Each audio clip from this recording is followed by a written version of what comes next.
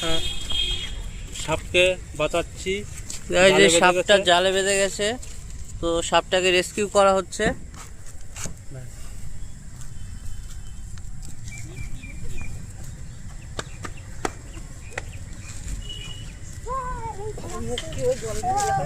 ব্যথা পাচ্ছে, ওর আরাম লাগছে।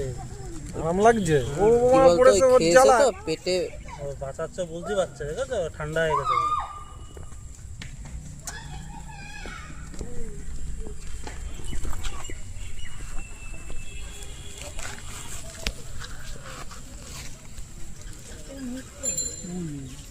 সবাইকে দেখাও কারা কারা রেস্কিউতে অংশগ্রহণ করেছে।